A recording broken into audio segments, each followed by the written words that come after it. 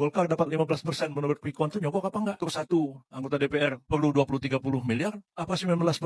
PDIP dapat kursi itu kalau diangkakan 110 kursi, 110 kali 30 miliar atau tidak? Bapak yang nyelidiki, Bapak sendiri mungkin. Tidak mau negeri ini dipimpin oleh pemimpin yang memenangkan pertarungan pemilu dengan cara curang. Haram hukumnya. Karena itu pertanggungjawaban dunia akhirat. Jadi haram hukumnya kita dipimpin oleh orang yang mendapatkan kekuasaan dengan cara curang. Dengan cara membayar, dengan cara mengakali sirekap, dengan cara mengakali manual dan lain sebagainya. Karena itu, kalau kita melawan hari ini adalah perlawanan konstitusional. Bukan perlawanan inkonstitusional. Kita tidak melawan orang. Kita melawan sebuah fenomena, kecurangan, ketidakadilan, ketidakbenaran, dan hal-hal yang merusak demokrasi kita. Karena kita tidak ingin negara ini menjadi negara otoriter kembali. Kita tidak ingin negara ini seperti negara Orde Baru. Karena itulah kita butuh perlawanan agar demokrasi kita tetap tegak.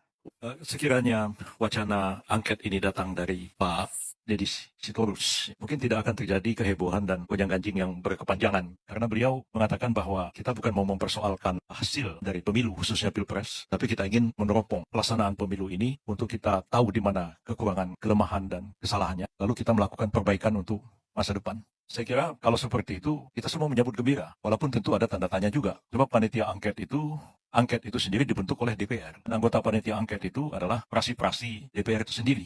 Dan kalau kita memang mau menyelidiki pelaksanaan pemilu ini, betul-betul jujur, adil, seperti amanat konstitusi, tidak curang, tidak suap menyuap, tidak sogok menyogok, itu dilakukan pasti secara menyeluruh. Tidak hanya Pilpres. Karena pemilu kita ini serentak. Pilpres, kemudian DPR, DPR Provinsi, DPRD, DPRD Kabupaten Kota, DPD. Dan tadi Pak Deddy Sitorus mengatakan, semua ini uang untuk jadi anggota DPR pusat aja 20-30 miliar, kabupaten mungkin 45 miliar. Jadi panitia angket DPR yang terdiri atas partai-partai itu, yang malam ini ada 3 orang tokoh, ada Pak Vivin dari PKS, ada Pak Deddy dari PDIP, Pak Maman dari Golkar, mereka juga akan menyelidiki dirinya. PDIP dapat 19% itu nyogok apa enggak? PKS dapat 70% itu nyogok apa enggak? Golkar dapat 15% menurut quick count itu nyogok apa enggak? Kalau tadi dibilang untuk satu anggota DPR perlu 20-30 miliar, apa 19%?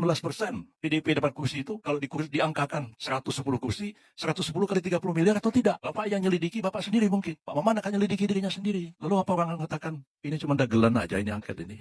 Saya sebagai ketua partai PBB yang gak kebagian kursi, ya saya senang aja nonton. Oh, rupanya bapak-bapak ini dapat 19% nih, keluarnya 30 miliar satu orang. Ya PBB nggak dapat kursi, ya nggak satu perak pun keluar uang. Berarti ya kami partai yang paling jujur di Republik ini.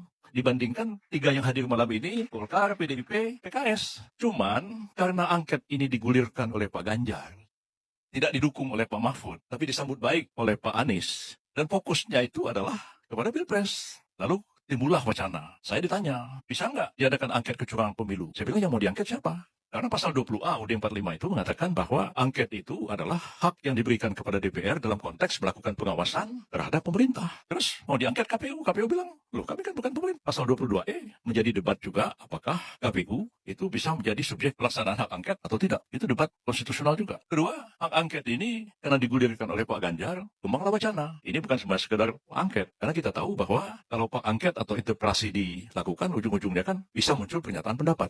Di samping rekomendasi.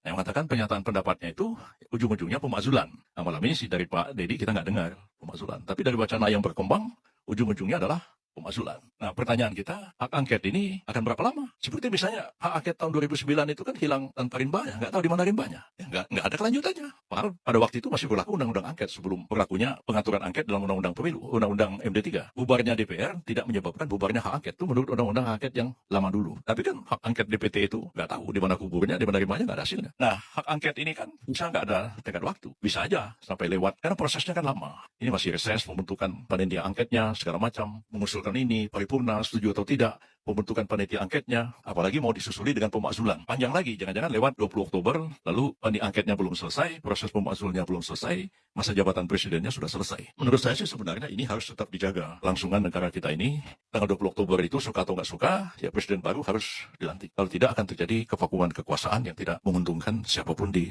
negara kita ini. Sebab presiden habis masa jabatannya, menteri bubar, triumvirat bubar, yang ada tinggal Panglima TNI dan Kapolri, nggak tergantung pada masa jabatan presiden. Ya akhirnya di tangan mereka lah kekuasaan negara ini dalam situasi vakum. Nah itu yang saya kira harus kita pikirkan dalam-dalam tentang penggunaan dari hak angket itu sendiri.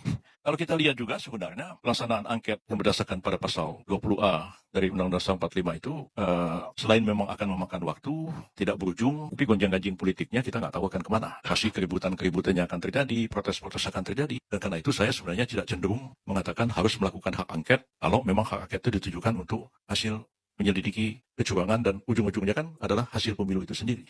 Saya memang pernah berpendapat, yang tadi dikutip oleh Pak Refli Harun, itu tahun 2014 sebagai ahli saya dihadirkan di MK pada waktu saya mengatakan MK itu mestinya tidak lembaga kalkulator. MK itu bisa membatalkan hasil pemilu kalau pemilu itu kecurangan. Tapi pendapat saya itu ditolak oleh majelis hakim. Dalam putusan MK pendapat saya itu ditolak. Dan kalau pendapat itu sudah ditolak oleh majelis hakim, pendapat itu nggak bisa dijadikan argumen lagi di pengadilan. Kalau menjadi pendapat akademik di kampus ya boleh aja. Jadi secara hukum dia nggak bisa dipakai lagi. Sekarang ini kan sudah Undang-Undang 7 tahun 2017 tentang pemilu. Yang aturan-aturannya itu sudah berubah dari tahun 2014. Jadi siapa yang berwenang melakukan pengawasan, sudah ada Panwas, sudah ada Bawaslu. Kalau terjadi pelanggaran hukum, sudah ada Gakumdu. Kalau perselisihan, ujung-ujungnya baru ke MK.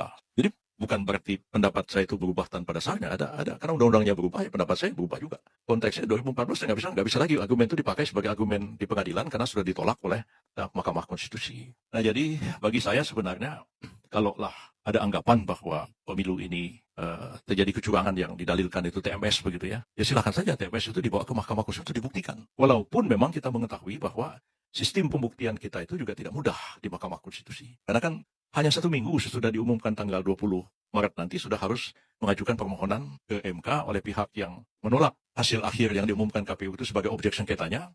Dan kemudian ya MK juga ada batas waktunya untuk memutuskan perkara itu. Apakah sekarang ini panitia angket itu bisa diandalkan untuk menyelidiki di mana kesalahan, di mana kekurangan, di mana ketidakbaikannya, dan untuk direkomendasikan untuk masa yang akan datang? Saya sendiri nggak yakin panitia angket itu akan mampu melakukan itu. Karena semua punya kepentingan.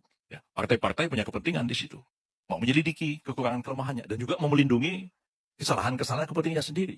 Apakah lebih baik diserahkan aja? LIPI misalnya sudah pernah membuat satu kajian terhadap pelaksanaan pemilu. Kalau sekarang mereka diserahkan kepada BRIN atau dibentuk satu tim yang terdiri dari para akademisi untuk menyelidiki betul-betul sistem pemilu kita ini seperti apa yang idealnya. Ini kan sebenarnya dari tahun 98 sebelum pemilu 99 sudah menghendaki pemilu kita itu dengan sistem distrik sebenarnya.